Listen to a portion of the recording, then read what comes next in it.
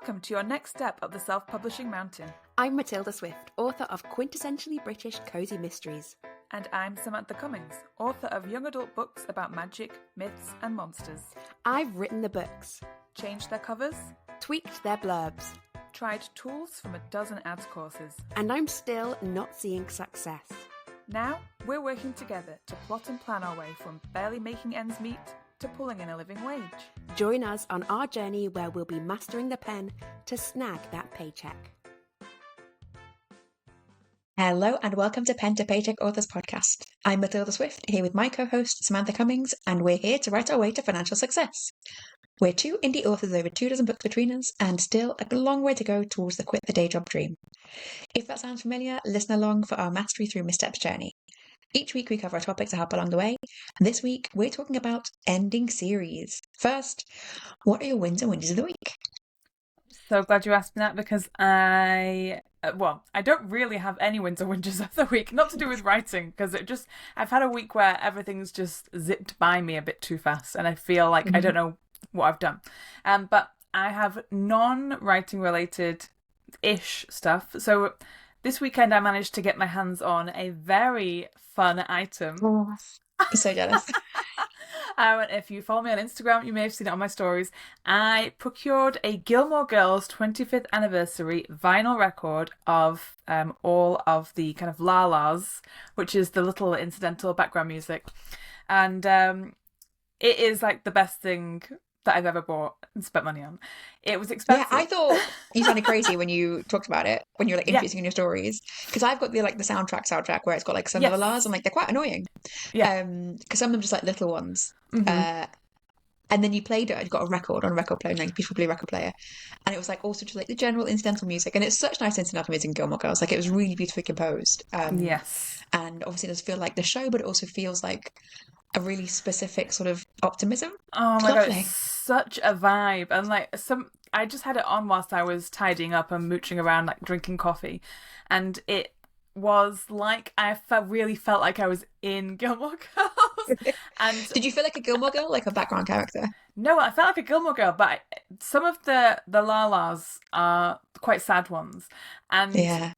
I know where they all fit within the series. So when like different ones came on, I was like having the feelings of like either like the sad stuff or the like the little energetic bits where they're like walking across the square. Like I just feel all of the stuff. I like the ones that are like going off, like plotting off to go and do something that's a mischief. I like a little mischief noise. I feel like I want the background to my life. Yeah, it's so good. I just listened to one side, so obviously with most vinyls you get it's two sides. So I listened to one side and then I thought I'll wait to listen to the second side. Very like I feel like there was only one copy of it in the shop, so I feel like it was there for me because I always go and look through soundtracks because I am a soundtrack fiend. Like I buy so many soundtracks. I really feel like it was there for me. I looked in the CD section just to see like maybe they've got CDs of this. There were none. It was just that one very special vinyl that was there for me. So that's my win of the week. It was the only thing that I bought myself. Have you seen Hadestown? Of course. People say this to me. So... Okay. People ask me this all the time, and I'm like, I'm annoyed. Fret not. I am all over Hadestown. I have the live versions of the soundtrack. I've got like the recorded originals. Every time I go and look through like soundtracks, I almost always buy a vinyl of the soundtrack, and I always think you can't have more of this soundtrack. You just can't own more of these. I've got multiple editions of stuff. So yeah, I'm all over Hadestown. Well, have you got the book about the writing of the lyrics to Hadestown? No. Well, I saw this recommended by somebody on Friday. I was like, I've never seen Hadestown. I do really want to see it, but it's not like I need to rush out and go and see it. Someone recommended it on Threads, and I was like, that sounds really interesting because I love books about craft, like about somebody's process of writing something. And it's just about writing the lyrics.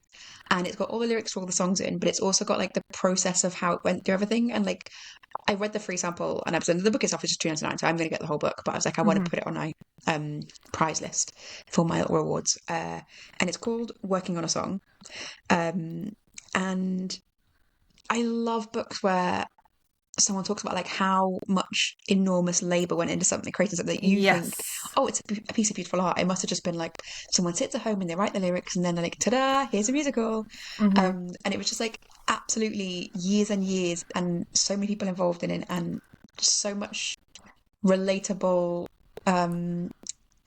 difficulty. So if anyone doesn't know, it's the Orpheus and Eurydice myth. It's kind of the center point of the thing, but it's also got other characters in. And Orpheus and Eurydice are actually quite boring people, and they're just like a couple in love. And like in the myths that you hear about them, like there's not much about them, right? So it's like when I was writing the myth, when I was writing the musical, like they were the least interesting characters. And they just like, I couldn't make people care about them. We had like review after review after review. They would like reiterate it every time they showed it. Like people kept saying like, I don't care about them, I don't think about them. And so it was so interesting to hear the writer talk about the process of like trying to add individual lines to make people care about them. I was like, I wish there were more things like this about books. There's quite a good one called The Truth About Lisa Jewell, I think, about a writer who follows Lisa Jewell, the amazing thriller writer. She writes a lot of things, but most recent psychological thrillers. Someone follows her for a year and just like talks to her regularly about her process of writing something. And I love books like that. So I've only read the beginning of this, but I'm going to recommend it. As one to look for. That sounds great, because the lyrics, like the characterization from the songs is so good. And you're right, like the two of them aren't generally like very favorable people. You just think these two idiots exist to tell like a story about like just stupid people falling in love, and then like human idiocy ruining everything. It's not like it's just an absolutely like silly story, but the musical is fantastic. The songs are so good and really give character to these people, where they just like jump out at you. Like you just know immediately just from the first two songs who they are, and yeah, that sounds like a really good thing to read. There's a lot of work went into that. Okay, I'm gonna get that. I love that musical. Oh, yeah. You see, soundtracks, they're the best thing. Right, yeah. And so I'm going to read the book, even though like I've not seen it, and I prefer to wait. I tend to not even listen to any songs from musical before I watch the whole thing. But I was like, I skim the lyrics like with half an eye, because like I don't want to know it before I watch it. Yeah, I am the opposite. I listen to musicals way before I ever go and see them, because I just love listening to musicals. So, yeah. I've got to know it before I go. I've got to know the emotion that I'm going to feel, because I don't want to be surprised. I love the surprise. Yeah, that's what I'm looking for. I want to be overwhelmed by the emotion. I saw Hamilton like 10 years after it came out live. I saw it in New York, and I was like, I managed to listen to no songs from this song, from this musical. Oh my God. And just went and sort of like, oh my God, that's amazing. People should be watching this. Yeah, to be fair, that would have been a nice one to see live and not know the songs. Yeah. But yeah, I listened to that as soon as that came out. I mean, I know Lin-Manuel was like, said like people should listen in advance because it's quite hard to listen to all the rap. But like I told my dad came with me. It was my birthday present from my dad, and he was like, yeah, it's quite hard to listen to a lot of it. Obviously, both of us like didn't catch a lot of the lyrics, but it's great. Yeah, quite fast rapping. Quite a lot of information just thrown at you in song. But my dad's used to me talking, so actually I think it was actually fine. It's just as sweet listens to. Just like rap. Yes, I'm having the exact opposite week. I'm having potentially, I know I'm laughing about this, but like maybe the worst week of my life. Like I actually feel fine, which is interesting. I think part of the reason I feel fine is because I also have a day job. So like things I've happened this week is I'm back on my routines, right? So I'm like doing everything, feeling great. Went to the gym on Saturday. I did a regular gym class. I was like, I feel really good. I'm going to get back into the weights as well. So I went to like a round of weights. I was like, I hadn't done it for a while, so maybe push it a little bit hard. And then on Sunday, it was beautiful weather. So I also went for a walk up and down the hills into the little cafe in the woods near me. And then on Tuesday, I had my like routine where one of the things is to do a chore. So I was like, I'll vacuum. And you know what? I'll vacuum 2 floors of my house. I feel great. And then I sat down and then I couldn't stand up again. Literally like a back spasm. I've never had this before in my life. Like physically couldn't stand up. And like I could now join like the French Foreign Legion. I'm so good at like commando crawling through my house. But like I had to crawl for like the first 2 days. It was awful. I shouldn't laugh, but it's just a fun image. I know. Yeah, and I don't really drink alcohol because I take a medication, means I can't really drink that much. But like, I got to like 4 p.m. on the first day, and I'd already taken all the painkillers I had in my house, and like all the other things I could find that I crawled upstairs to get. I remember the alcohol exists, and I was like, oh, I could also be drinking right now. That's what I need. So that sort of week. So I had 2 days of that, And then on the second day, in fact, I was like trying to do some walking around, and my nemesis, who lives next door, knocked on the door, telling me he's going to cut the water off temporarily because he needs to work on his house, which, like, he doesn't need to cut the water off to all the houses. We have connected water supplies. I have a tap inside my house to cut just my house off, which I assume he also has, but he just chooses not to use.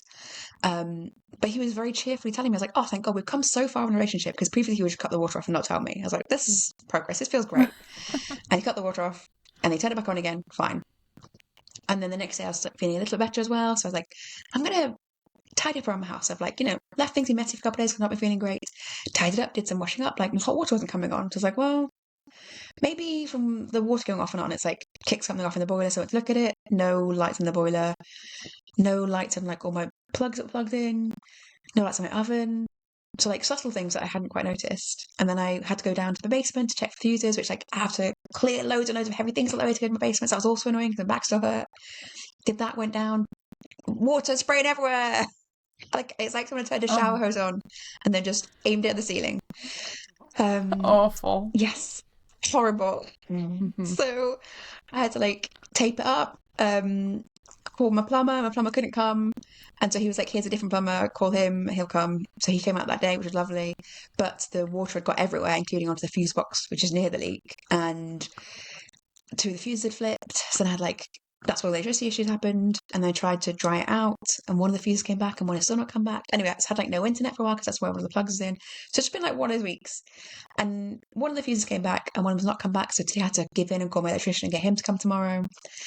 So it's just been one of those weeks. And then also like I've just felt, because I'm in pain like right now, like a little bit in pain, and I've been in pain all week and I just haven't felt creative at all, and it's just been like, I want to be writing but I just feel rubbish, and like not at all creative or cozy or like I'm enjoying things. Like I'm just, so I took the first few days of like just like, I'm going to take sick days. How enjoyable for me, because I never take sick days. Now I've not got a job. Took sick days, and it's just like lingered on and on and on. And like this sort of back injury can last like 4 to 6 weeks. And like I thought, not me though. Yeah, I always think that. Yeah, I'm so young and healthy. I'll bounce back. I'll probably just go to sleep and I'll wake up and it'll be fine. And I have not bounced back. Oh. I know. So I've done like little bits, like I can do some like dictation, because at the moment I'm just trying to get all the dialogue down for the book before I write, or at least for a few chapters ahead before I write the bits in between, because I really struggle with characterization, funny enough. And I think part of the problem is that if I write everything at once, I tend to sort of smooth things out so they go together very flowingly. And actually, if I write the dialogue first, I'm finding I can get quite strong dialogue rather than sort of tamping it down to fit into the narrative. So I'm trying to write a few chapters ahead of dialogue.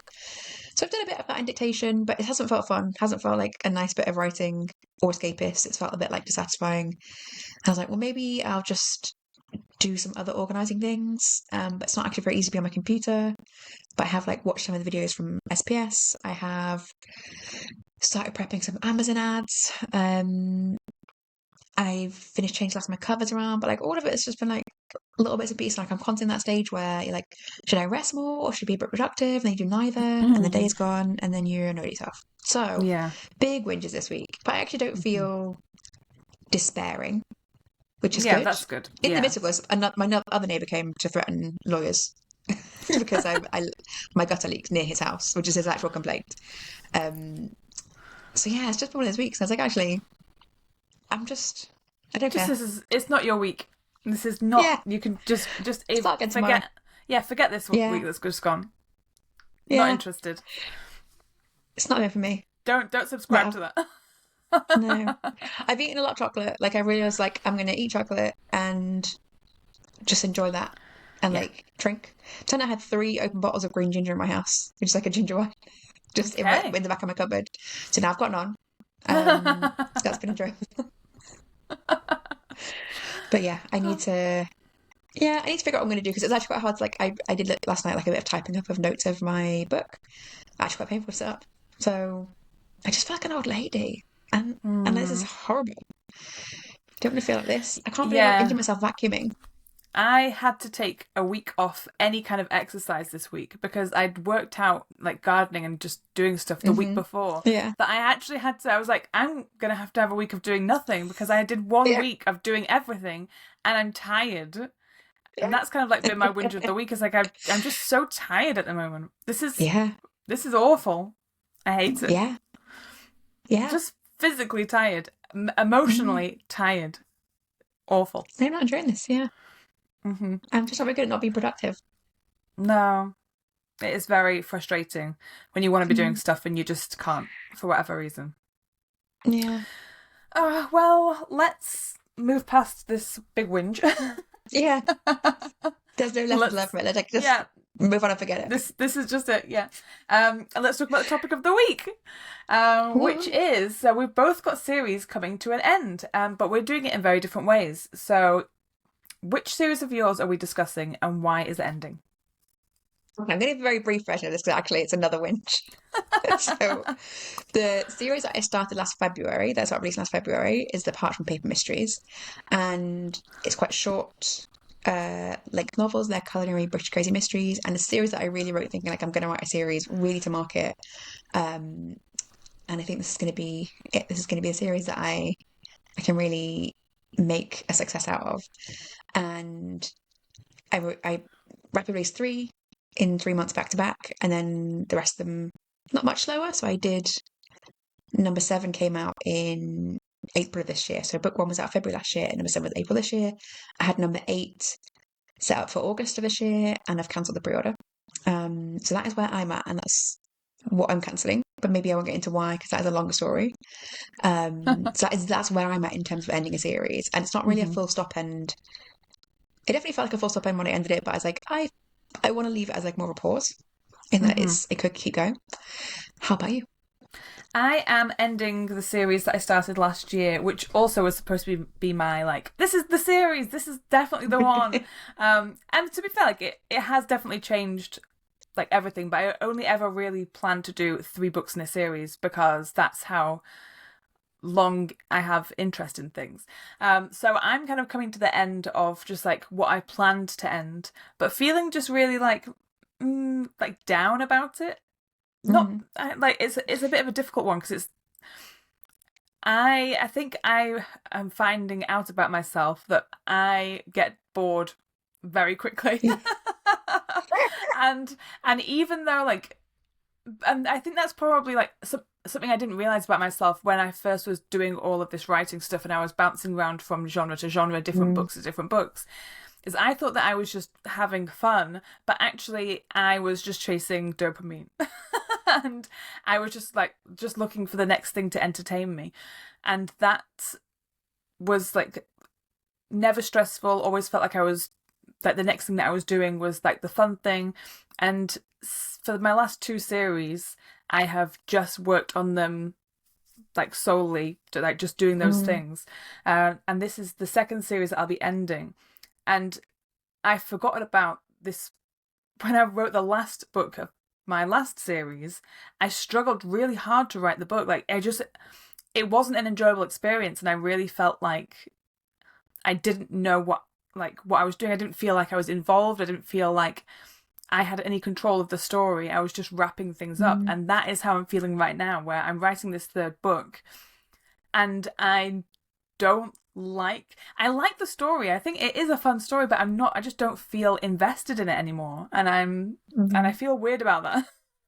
I think we're both very like future focused, right? It's one of our strengths. And like now this is over basically already. Like you want to be on the next thing. There's nothing fun about the present. No, because I already know what my next series is and I'm already thinking about it. So that means that the thing that I'm working on right now is already in the past. I'm done, but I haven't finished writing it. That's a very difficult place to be. So I'm finding this is like the hardest I've ever had to write. I have never ever struggled with writer's block or anything like that. I've never struggled with writing, but I am at the moment struggling with my interest in writing. And I usually can knock out like 2,000 words in a writing session, and I'm not doing that regularly enough for me to feel like I'm doing a good job. It feels really like just all over the place. Every writing session feels just like scrambling, and it's I don't know what to learn from. I don't know what lesson this is or how I can use this to do things in the future. I don't know what that means for my future projects. Like I'm not sure. which is When weird. we very first started about the series, you had ideas of like, oh, it could be a longer series. Mm-hmm. It could be like a 9-book series. It could kind of split into a few different trilogies. Yeah. And then I think relatively quickly you were like, it's just 3 books. Like, what decided you on that? Mostly other people's interest. Like I thought that it would do better. I thought the first book would do better. And to be fair, it's only been out. It's not even been out a year yet. The first book, so Yeah. there is obviously still time. The series isn't dead, but to me, it's dead. And this is a real mentality thing of just throwing something out there and then forgetting about it. But I am aiming to end this book with, like enough room to do more with it if it ever were to pick up. But I don't want to put any more efforts into spinning up a new series or following a different character, or even just like the same character after like this story arc's finished. I just don't think I have it in me. I really think like I didn't know this about myself until recently, that I'm just not good at staying interested in things for long enough, which is terrible. Yeah. I think in a second similar line, I found it quite easy to like let go of a series and to be like, oh, it's dead to me. I think maybe similarly to you is like, I just didn't have any positive indicators that like it was worth continuing with, or like that anything was going to improve if I kept writing the series. Yeah. And there's like, the books are relatively short, so I could have kept saying to myself like, oh, they're relatively short, there's not many words in the series, so it's not necessarily, it's tricky to advertise because it's hard to get enough money back from the series where there's actually not a lot of word count, a lot of page reads in terms of payback from a read of book 1. So I can imagine other people would have persisted. I was persisting, like as in I had the next book on pre-order, but only because like I've never not had a book on pre-order since I started, and because I knew what the book was going to be. I didn't have a better idea of what to do next. So I was like, I was going to write the next book, I know what it would be, but there's no financial reason to do it. Like if I had been having to justify it to a boss, like there's no way we would have gone ahead with it.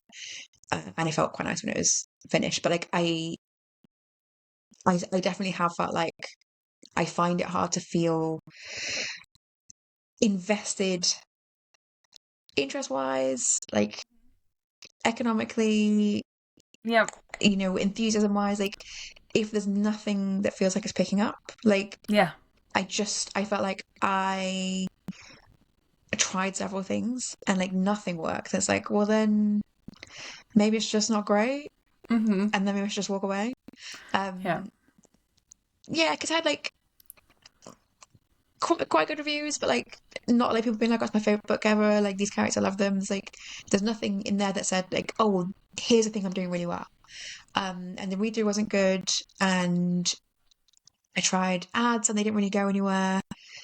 And I would like my newsletter, people from my newsletter don't buy my book at all, and it's just like I just feel like it shouldn't be this hard.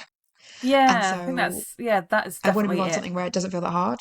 Yeah, because you don't want to, and I'm sure people listening to this will be thinking like, well, you just haven't like found the right advert, or you just haven't found the right audience. Like, but that, I don't want things to be that hard, and that might be naive, and it might be like a stupid thing to think because this is a business, but I don't want to be pushing these boulders up a hill and nobody care.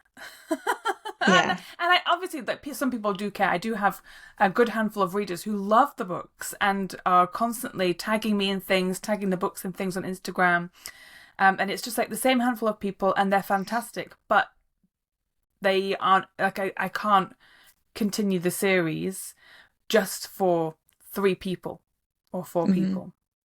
As much as I would love to, it's just we started this podcast with the aim to be doing this full time and earning a living from it. And I can't ignore that that's the goal. As much as I'd like to, like I'm still not making any money. So I can't be making decisions, just be like, just keep going. Like I can't make a decision that's just to keep going, because that's pointless. I want to be making money, so I need to cut losses and move on. I do feel like it would be useful if people talk more about like hero metrics where it's not worth continuing. Because I do think there's a real positivity mindset, right? Which like obviously that's great when you're like running your own business. Like it does take you to really, really positive about things. But like for me, I've had a company run my ads and they were like, don't continue to pay us to do this. It's not worth it for you. And I've had other people, like other cozy authors, like look at my books, look at my ads, like look at everything, but like there's nothing I can see. And it's like it just isn't reaching people, or isn't reaching the right people. And it's like if these were like the books of my heart, I would not give up on them. I'd be like, no, I know the people out here are going to love these books, but like they're not, and I don't feel that strongly about them. Yeah. And I just feel like I want to write books that I do feel strongly about. And I think if I'd had an area that I felt like it was doing well in, that would have felt like, yeah, I can lean into that. And I think I said before, there's just nothing to lean into. And the guy a couple weeks ago finally, maybe even 2 weeks ago, emailed my newsletter and said, just so you know, like I'm cancelling the pre-order, the series is not continuing. I need to take a step back and work in the marketing for a while. Like there's not enough interest in the books for it to continue and the series to continue. And in that email, I put in my regular stuff out, like my cats and what I was doing that week. And aside from a couple of authors saying, like a couple of authors that I know well and that are friends of mine who emailed to say, I really like the new covers. The only other replies were about the pottery that I'd done that week. And I was like, that is ludicrous, right? And like, there's no way in which I want to be in that situation where I emailed thousands of people and like thousands of people opened that email and people replied and not a single person said like, oh, that's a shame that book series is not going ahead. And absolutely fine, right? That's not saying they're wrong or I'm wrong. Like that's not the position I want to be in with my books, and that's not a positive sign. And there's no positive feedback on this series that says it's worth my time. And I'm continuing working on it. Like I've changed the covers, I've changed the flares, I've changed the keywords, but like as a way to learn like what I'm getting wrong in those areas, because I do think there is an audience out there, and I think it's quite telling that. To turn off my ads, like organic read through is incredibly high compared to read through with ads. Like I'm clearly not finding the right people with ads. Yeah. And I don't know how to find them, so I'm going to work on how to find them. But it does feel like I should have stopped the series ages ago. Like the read through was not good from the beginning, but I don't know how I would have known that like, oh, it won't improve. Well, that's it. I need to find the right people with different ads. I don't know. Yeah, that is a difficult thing, and I think because I'm ending when I was meant to end, so this was always the plan to end here. I'm trying to reframe that. Oh, it's not done very well. Just move on to like I'm ending it where I meant to end it, where I was intended to, and then I can use this completed series as a testing ground for what actually can make a dent in something, whether I can find an audience with it and do all the fun stuff. I've never had that whole, because I finished a series but then I left that pen name behind, so I stopped doing any kind of business stuff with that series. So this is at least a chance for me to say, okay, I've got this completed series, I can now start using it as a business tool. But it still feels like I'm scared that the next series is going to follow suit. And I don't know how to and I'm really excited about the next series because I'm excited about the first book, and it's always the first book for me. So I am when I start planning this, I'm going to plan the whole 3-book arc, so I'll know the whole thing up front, and hopefully that will make me feel less lost when I get towards the end. But is that what's felt hard with this series, like the planning of the and I think I think that's not helped. I've just been making up as I go, which has always worked. Like it's always been fine in the past, but then it's never felt so important to get it right, because now I'm putting myself in front of way more people than I ever did, and now I'm saying like I'm trying to say like these books are great, and I'm scared that it's like this last book is not going to be. I was scared the book that I just released, the second book, I was really scared that wasn't great because I couldn't I didn't feel as invested in that book either, because it wasn't I knew so much about the first book, and the first book felt like that was the passion project, and the books that came after were just what I had to do because it made more sense. And I love the world that I created, but I'm not in it anymore. Yeah. Because I'm already on to the next thing, and I really don't want the next thing to also peter out at the end. Yeah. Like my next series is going to be interconnected standalones, which I think for me feels exciting. Yeah. I sort of hate a book one because you have to do the whole thing, create everything at once. I love a book one. And it's so hard. And I find a mid-series book much easier, because you're continuing lots of threads. But at the same time, I feel like having previously written flat out characters hasn't really served me, and the things that people have not enjoyed in the comments in the reviews have been the family dynamics and the other problems going in the background. That's the part that I really like. So I want to write internet standalones so I can have more of a lot of characters having an arc in a book. Are there options like that where you can see something that you haven't enjoyed in books 2 and 3 and manufacture the series structure to give yourself that joy every time? Yeah, I think so. And because I really like multi POV stories. I love reading a book where it switches perspective or adds a perspective. So I'm potentially thinking, because I've done this in a book that I've written that I'm not released yet, which is the one that you were critiquing me on ages and ages ago, because I loved the whole dual perspective that I had for that series. So and it worked really well because they were very different characters. I think it was it was really well written and really enjoyable. So I feel like if I could do that in my next series, I think there's space for it, because I'm going to have 3 very distinct characters. That might make it fun to do, to really ruin people's lives and just have each book a different person's perspective. Whether that's what the readers of the genre will be happy with, I don't know. So that's some research that I'm going to have to do. Thought. Maybe consider that. But you could have them be have them all be 3 POV in all the books, and each one starts with different perspectives. It's sort of the different one is a main character. If that is in line with genre exploitation. Yeah, which it is. The genre stuff that I'm looking at the moment, the having dual POV and stuff, or multi POV is something that is in a lot of books. So I could do that. Whether that would make me more interested, I would hope so. But then I'm it's always that horrible fear of if you start hating one of the characters that you're writing, and then you're like, oh yeah, hate writing this person. but then again, this is the time to try that. So at the same time of being scared to do something different to try and keep me interested, maybe I need to lean into the thing that I'm scared of and to try something different.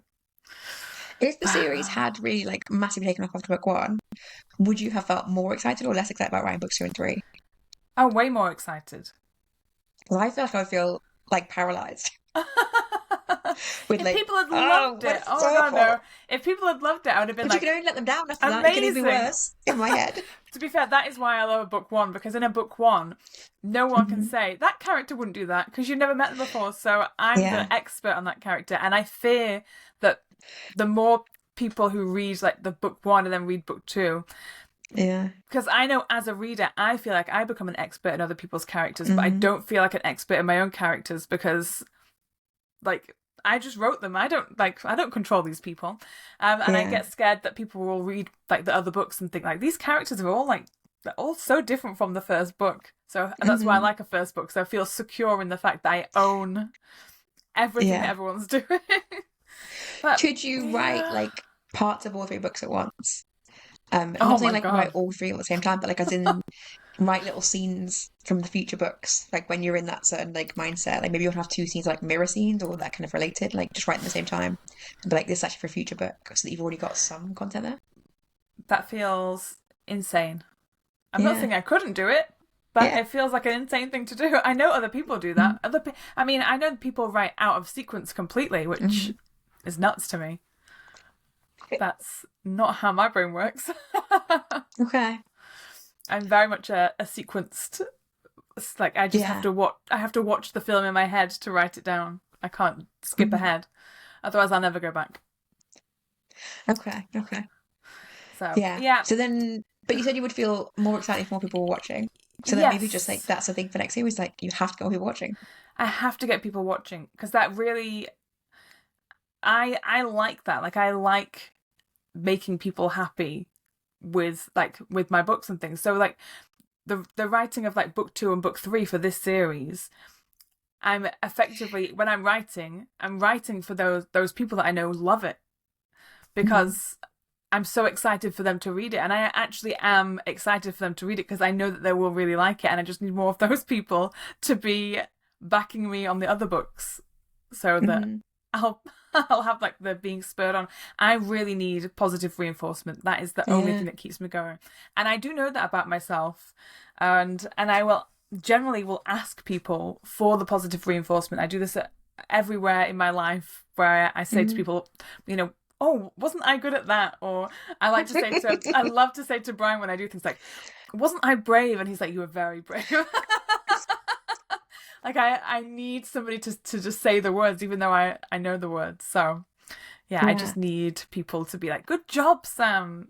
Great job. And then I'm like, spurred on. So that is interesting, right? And like you in the sort of genre that you're writing, like often people don't want to read until the books are done, right? Like they want to read until it's finished. But you need that enforcement along the way. So like maybe that's your social media focus. And like being really open about that. I've been like, I really need people to be like in communication about these books. Like, can I send you a free copy and you talk about it and tell me how much you love it? Like, please say good job, Sam. And that could be a whole thing. Like maybe just be really open about that, or find a way to be really open about like, I want people to like join the team. Like how can you get people to be in your team, your fandom? Like we you know, like think back about the Becca Syme fandom thing. Like you need a fandom. I interestingly like would absolutely hate that. And I know there's a big conflict in thinking about like, oh, nothing's really worked for this series, so I feel like I want to walk away from it. It's like, actually, if it was working, I'd feel awful. I'd feel such a sense of expectation, and that I would definitely let people down. That I wouldn't enjoy the writing. But if it was, like if it was making money, and every time you checked your KDP dashboard, it was just like more and more and more. Yeah, that'd be great. Yeah. I wouldn't complain about the money, obviously, but I would feel the pressure. I would feel like a crushing sense of panic by letting people down. That's which I haven't really thought through. I've only just thought of this. And that's something that we're gonna have to work on, because you're like, what are you gonna do when you hit it big? Panic? Crumble? Yeah. Yes, 100%. No. It's supposed to spur you on. That's the thing. You need somebody to say, good job, Matilda. This is the stuff. No, because what I'll hear them saying is, your next book's going to be worse. And you're going to let me down. That's very much like thing to get therapy over, right? That is like, that is very much an experience from my childhood. Is like somebody like really wildly crushing a like creative dream that you've got. Yeah, that's horrible. Yeah. I expect people to say, oh, this wasn't as good as the first thing that you did, because I know that I can just be wildly like inconsistent. How do you know that?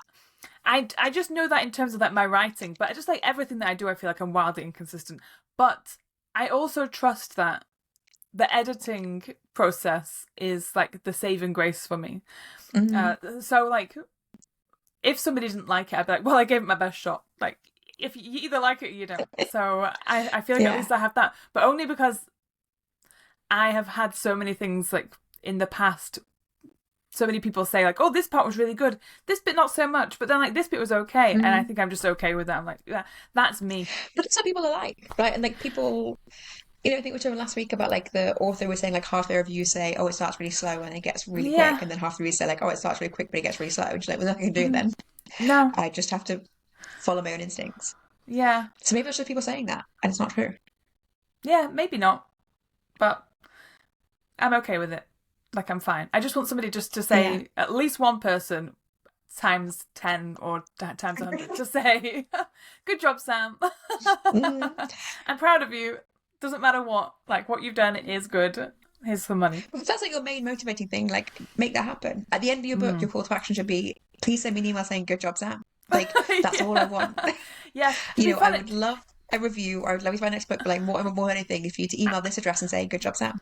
I think I need to be more like fun like that, because Yeah.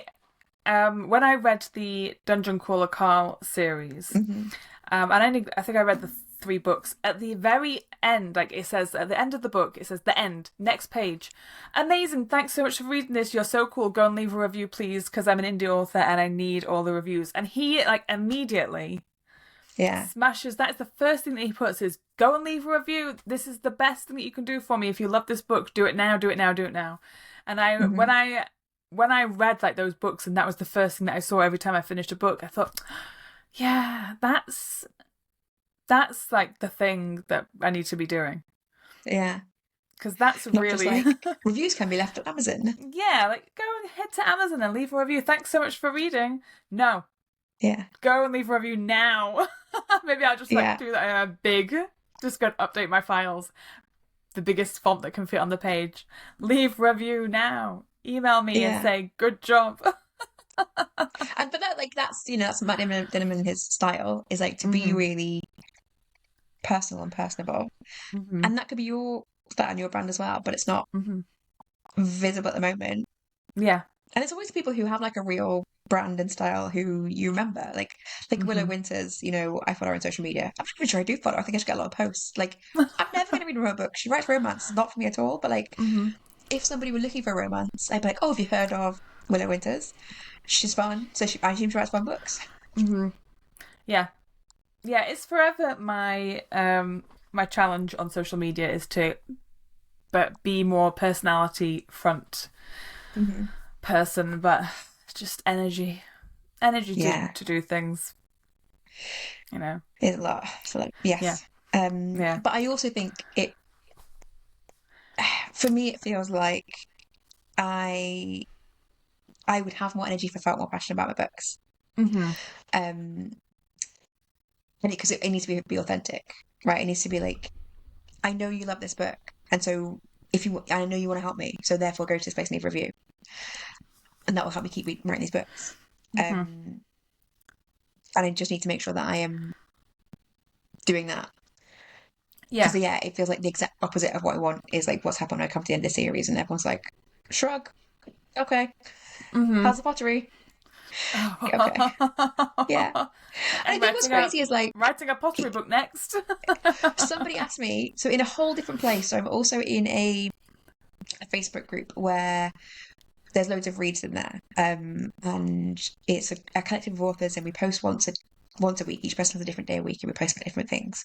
And I posted about my pottery a couple of weeks ago, and then we did like a Christmas in July thing a couple of days ago where every person had an hour and you just talked for an hour and you talked and you read your books and you chatted about your life. And I didn't mention pottery in there, but somebody in there asked about pottery and like writing books about pottery. And I was like, oh, somebody has like retained that information across the days and like was excited to see me, like wants to engage and wants to talk about my books with me. And another person in there had made some sort of comment again across different posts. Or they were like, "Oh, I need to remember that you're on Wednesdays and that you're in England, and I need to post early so I can reply while you're still awake." I was like, people are engaging, and just like I'm not engaging people in the right way in the right time, and like I'm obviously not finding the right people, and I don't know how to start the conversation, but like it feels really frustrating. Like that is what I need. Like I need people who are engaged and excited, and it's annoying that someone's like, "Oh, write a book about pottery." It's like, well, you wouldn't buy it, so you're gonna write a book about pottery. And I need less of this like vague interest in like me and my life, and more like actual fans of the books. Yeah, I mean it's just the challenge, isn't it? Because you want people to know you and recognize you, and like to think about you when they're not seeing your books, but you need those people to convert into book buyers. And that feels like the biggest struggle for me, is like getting people to buy stuff that I have made. But that's a whole different. That's a It whole is all different new. It's interesting subject. though. It's interesting we've had like such a wide-ranging conversation based on ending series, because I think really what we're talking about is like giving up on series, regardless of whether you've intended to finish it or not. Like that's really the conversation of today. Is like we're both giving up on series. Yeah, because I could have continued if it was doing well. Like I could definitely write more books in this world that I've created. So yeah, it even doing it on purpose is giving up. Yeah. And also like knowing that a lot of people don't necessarily read books until the series is complete. Like, have you got a marketing plan around that? Like saying, "Oh, I can't wait for it to finish because then I'm gonna get everyone on board. It's gonna be great." Or are you feeling like you're giving up on it? I think it's because for me as a reader, I don't think like that. I find a book and I don't look to see what else is in the series. I just will read a book and then see what comes afterwards. I'm not looking for whether a series is complete or how many books are in a series. I don't look at that stuff. But I'm obviously in a minority on that, because I'm just not interested. I just will see a book and I'm like, oh, that sounds great. Read and then see what happens But I think afterwards. we've had a lot of conversation like this recently where it says that like we're both not particularly like, other readers. Or not just like general readers. I think a lot of writers are the same. A lot of writers will read much more, generally and with like a general interest. I started a book today that I had seen recommended around a lot, and I was like, oh, I'm going to check this out and see what it's about. And I was like, didn't even read the blurb. I was like, I just want to get an idea of what it's like. And I was so annoyed that I hadn't read the blurb because it was such a specific sort of book, and everything I was irritated about it, like it became clear why it was the case. Several pages in, I was like, oh, I should have read the blurb, because I spent the whole 3 pages being annoyed. I won't say what it is because it was not annoying, but I didn't enjoy it, even though I had known what it's about, so it's not for me. But I think a lot of people are going into books with a much more discerning eye, and a particular eye than you and I. Yeah, also I suppose like I'm still reading with the mindset of the person who I've always been, which is like even as a child, just read. Nothing like there's nothing to come from that. I'm just doing it because I've always done it. But people now are reading for jobs, for their job, to create content. And that is a world that I have stayed away from, and I don't want to get involved in that, because that's like a completely different thing altogether. But people really are out there reading in a way that is just foreign to me. It's a foreign concept to be reading for the sake of like telling other people about it. Yeah, and even if you're not reading like to make content, like you're reading to be part of a group that's doing the same thing at the same time. Yeah. A bit like I guess we used to have for TV shows, like you'd have like appointment TV. Everybody would be like, oh, you've watched this week's episode of Friends, and we can talk about it the next day in school. And you want to make sure you're reading the book when everyone else is. Like it feels quite nice. Like I see a lot of social media posts about Dungeon Crawler Carl, and it feels quite nice to be like reading the series now when everyone's posting about it. Yeah. And I wouldn't necessarily feel as excited to be picking it up in like 5 years' time, when I might read book one and then be like, I just forget about their books, and I wouldn't necessarily remember it. But like now it's like in the zeitgeist. It feels more like more encouraged to keep reading through the series. So I think social media definitely makes you feel like you want to be like reading it right now to be in a club. Fast. It's very fast paced, and you have to catch people and run with it as quickly as you can, which feels like the opposite of what I want to do. I like slow reading and slow everything. Okay, I don't want the fast paced life of social media. This is like it could be the fun or strange or like stressful, annoying thing is when this series comes to an end for me and I start playing with it and marketing it. What do I do if it does pick up? Do I have to go back to it maybe and write more? Just to be optimistic. Like optimistically, if people are waiting for a series to be finished and then they'll read it, like, what do you do then? Yeah, I have seen series like that where someone's gone back several years later and written another couple. Yeah. Because it's money in the bank. Oof. Yeah. I'll have moved on by then, for sure. Like, I've already moved on. Yeah. But how would you balance like promoting this series being a complete series versus like starting a long promotion for the new series? Mm, I don't know yet. Mm. I don't know. I'm currently just still toying with Amazon ads. I kind of took my foot off the gas, so I'm back on Mhm. Amazon ads just for fun.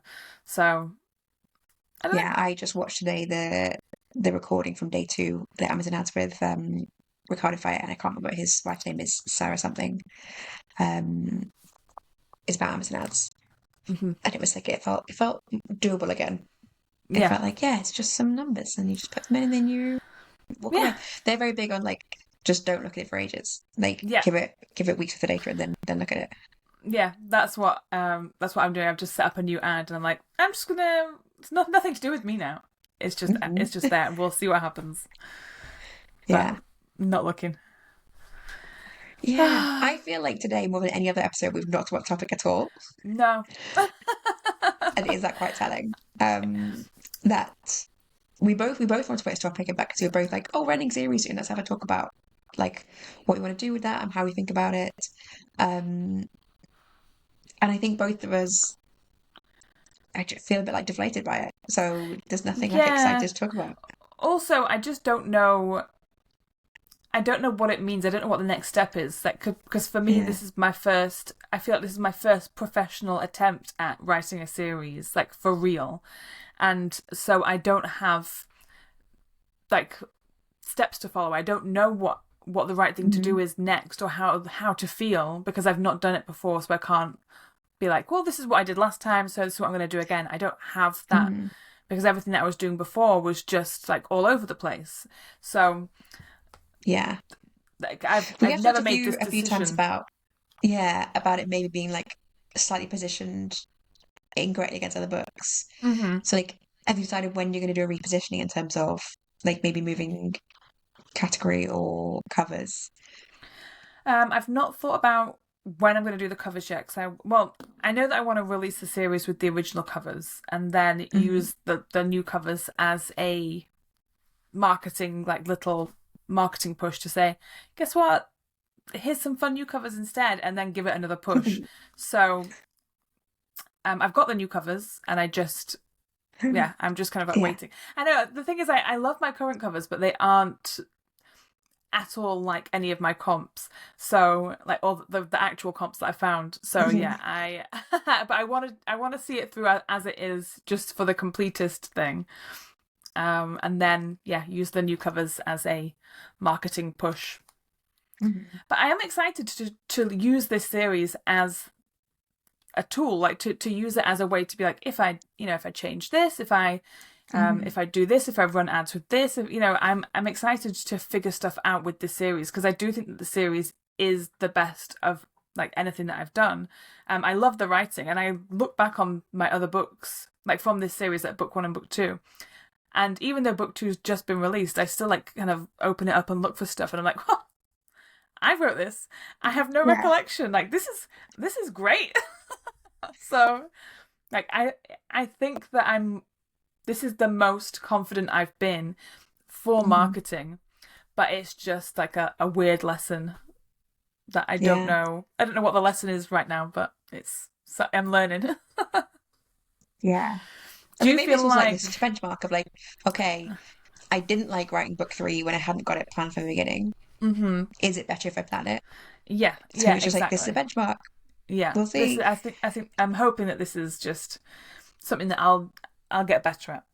Do you feel like this series that you're ending has been a lesson, or do you feel like it's much of the same thing? Like, do you feel like you have gotten anything from it? Um, I think what's interesting is like the real feeling shift that I had when deciding to stop writing in it. Like it feels much easier to think about marketing. Hmm. And it feels easier to like evaluate it. Wow. Like I had to read the opening to one of the books recently to put in an application for something. And this Christmas in July thing, I read aloud from the series. Um, and I felt really good about my writing. And it's like I think when I was writing it and trying to market at the same time, like I felt a real sense of tension of just like the marketing isn't succeeding, therefore it's a bad book. Like there's nothing like that feels very like A plus B to me. Of like nobody wants to buy the book, therefore it's a bad book.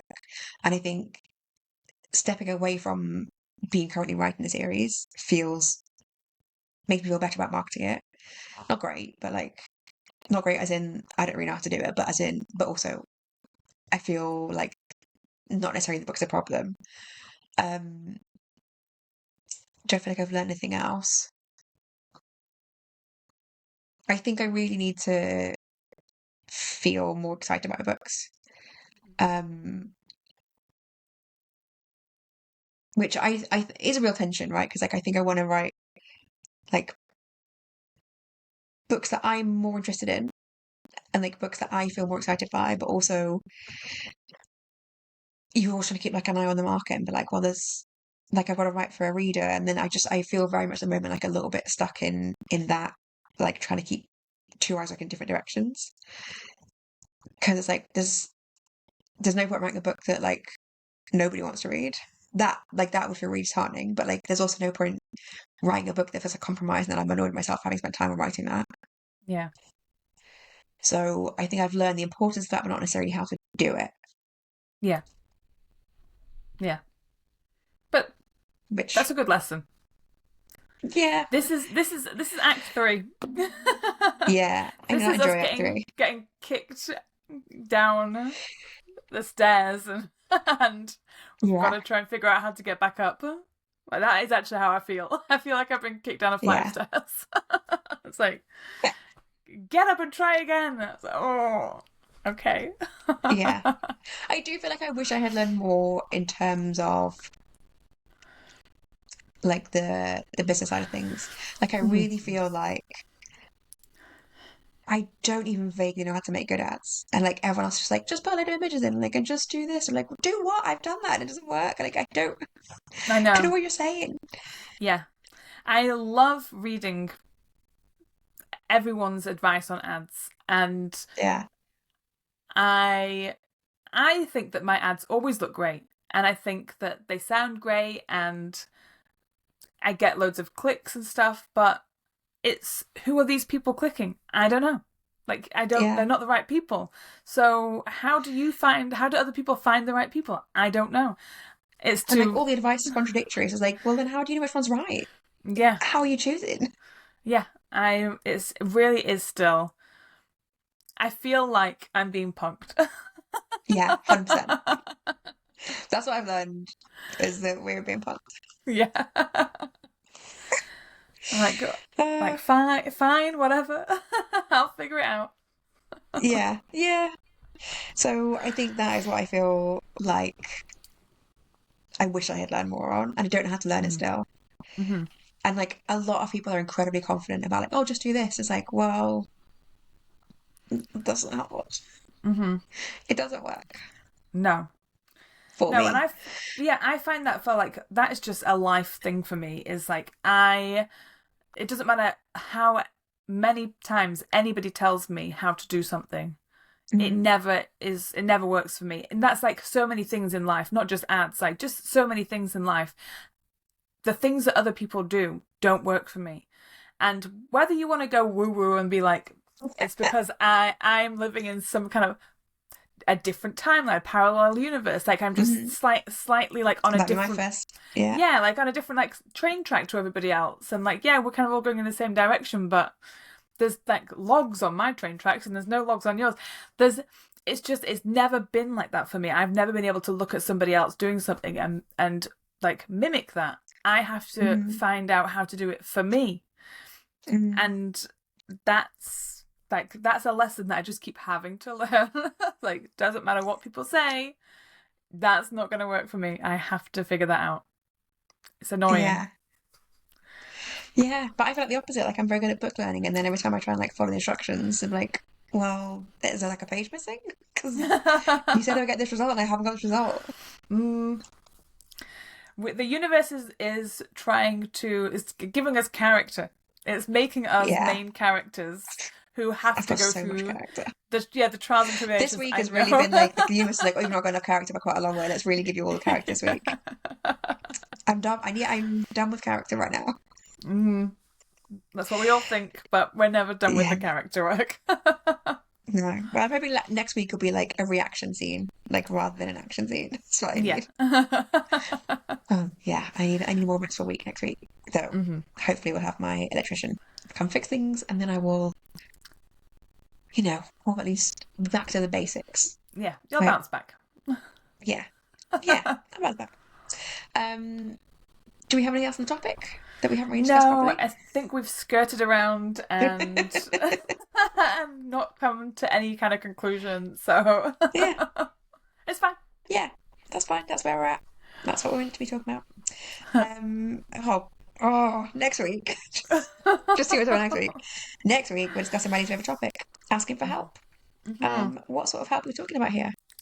I definitely think that I struggle to ask for help, and I don't even know what kind of help. Sometimes I think it's just general conversation, just like mental help or spiritual help, like it's just anything, but also just like resources and stuff. I don't think I ever ask other people like what's working for you, and not ads, let's forget about ads, but just like other stuff, because I like to struggle. So it's we'll be talking about when to know what help you need. I think that's the conversation, is when to know what you need help with and how to ask or who to ask. Yeah, it's going to be a tough one. Yeah, I do not want this conversation at all, but that's how we know it's what it means to have. Yeah. So that is fine. Join us next week. We'll be really enthusiastic. Yes, but do join us next week. Hopefully you are with us in the Act 3 life, where we are struggling but surely on our way to success. If you'd like to keep chatting with us, you can join our Discord. The link is in the show notes. It is absolutely free. There are many channels in there to talk to us. If you would like more resources, like weekly co-working, workshops, bashing days on specific topics, loads of things, you can join paid tiers. The information is in our coffee, as well as in our Discord. And what else we have? Links to everything we talk about ever is in the show notes, just to remind everyone on that. And we will be back again next week. Goodbye. Yes, goodbye. You've been listening to Pen to Paycheck Authors. Stay tuned for our next episode, and don't forget to subscribe to learn how to write your way to financial success.